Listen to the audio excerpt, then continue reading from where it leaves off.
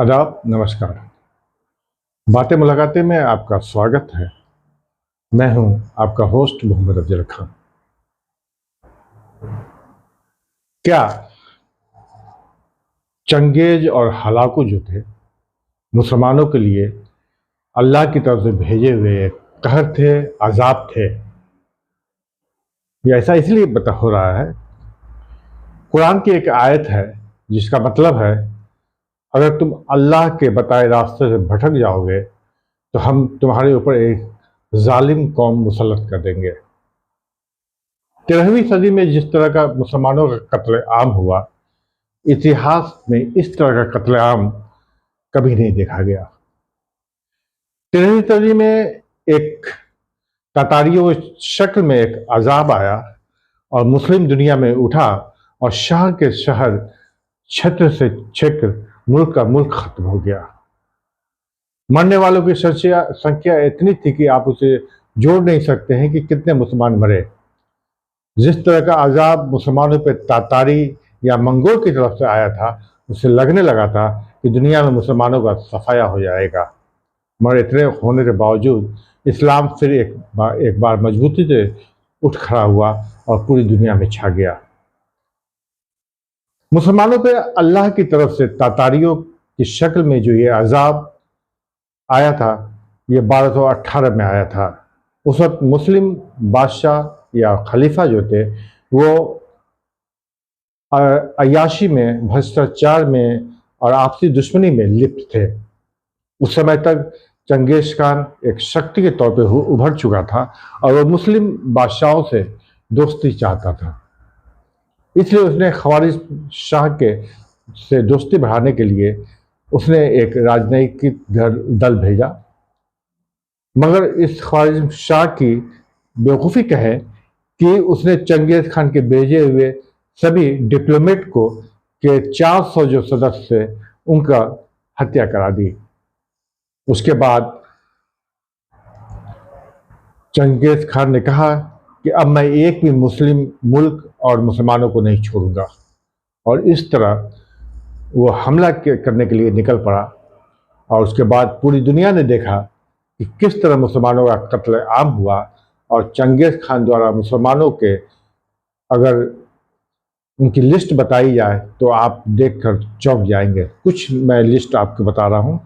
Nishapur पे हमला किया और 17 लाख मुसलमानों का कत्ल किया। हेरात में 16 लाख मुसलमानों का कत्ल किया गया। समरकंद 10 लाख के करीब मुसलमानों का कत्ल किया। मर्ब 7 लाख से अधिक मुसलमानों का कत्ल किया। अलेप जो कि शाम में है, 5 लाख के मुसलमान। बल्ख को पूरी तरह बर्बाद कर दिया गया।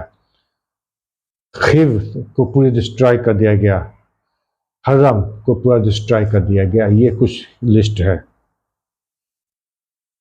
चंगेज खान उस समय इस्लाम के प्रमुख शहर बगदाद पे हमला नहीं कर पाया। उसके पहले ही उसकी मौत हो गई। उसके बाद उसके पोते हलाकू खान ने बगदाद पे हमला किया। बगदाद उस समय दुनिया का सबसे उन्नत शहर था। यूं कहिए कि उस वक्त का वो अमेरिका था। वो education, business, science and technology में बहुत आगे था। हलाकू खान ने हमला किया और शहर की ईंट से ईंट बजा दी। पूरे बगदाद को जला दिया गया और लगभग 15 लाख से अधिक मुसलमानों का कत्ल किया गया। कहा जाता है कि सिर्फ उस वक्त के खलीफा मुस्तफम बिल्ला और उसके वजीर आजम इब्न अरकमी बचे थे। दुनिया की सबसे बड़ी लाइब्रेरी जो उस वक्त बगदाद में थी, उसको जला दिया गया। और कहा जाता है कि उस वक्त के खलीफा मुस्तफम बिल्ला को हलाकू खान ने कालीन में लपेटकर लात घूंसों से उसे मरवाया। उनका ऐसा मानना था कि मुसलमान के खलीफा का खून बहाने से उनके ऊपर अजाब आ सकता है। बगदाद को लूटने के बाद वो सीरिया और अफ्रीकी मुल्कों की तरफ बढ़ा और वहां भी कत्लेआम और लूटपाट की। उस समय ऐसा लग रहा था कि इस आंधी को कोई भी नहीं रोक पाएगा और दुनिया से, इस धरती से मुसलमानों का खात्मा हो जाएगा। लेकिन 1260 में एनजालूट में सुल्तान बैबरस के हाथों हलाकू खान की शर्मनाक हुई। और इस तरह इस फौज के हार होने के बाद हलाकू खान और ततारियों के शक में मुसलमानों के खिलाफ जो एक अजाब था, प्रकोप था, वो रुक गया।